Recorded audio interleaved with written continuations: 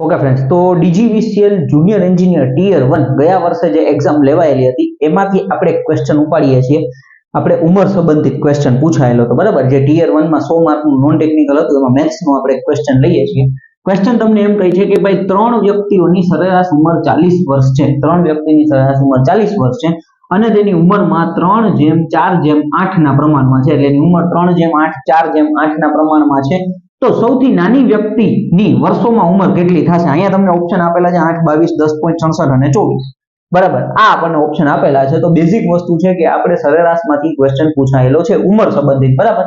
હવે અહીંયા તમે જુઓ તો કે ભાઈ અહીંયા તમને એમ કીધું છે કે સરેરાશ આપણને કેટલી છે? 40 વર્ષ આપણને આપેલી છે. ઓકે, તો કે ભાઈ સરવાળો કેટલો થયો? તો કે ભાઈ ત્રણની ઉંમરનો સરવાળો, તો કે ભાઈ ખાસ ધ્યાન રાખો 3 વર્ષ અને એને ગુણ્યા 40 એટલે 3 ગુણ્યા 40 એટલે થઈ ગયો આપણી પાસે સરવાળો 120 વર્ષ થયો, બરાબર. આ આપણો સરવાળો થયો ટોટલ. હવે સરવાળો 120 મળી ગયો તો કે આપણને ખબર છે 120 બરાબર 3x + 4x + 8x, બરાબર. 3:4:8 એટલે 3x + 8x + 4x એટલે આ થઈ ગયા આપણી 5 ને 4 12 એટલે 120 બરાબર 15x. તો x બરાબર 120 ના છેદમાં 15 થઈ ગયા, બરાબર. 15 તો 15 * 8 120 આપણને ખબર છે. તો x બરાબર આપણે વેલ્યુ આવી કેટલી? 8.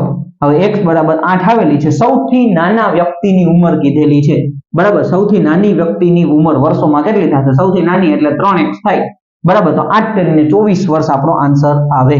ઓપ્શન નંબર ડી આપણો આન્સર થશે. આ રીતના આપણે ક્વેશ્ચન ગણતરી કરવાનો છે. એકદમ ઈઝી દાખલો હતો, બરાબર. બીજા દાખલા આપણે જોતા જશું. Thank you.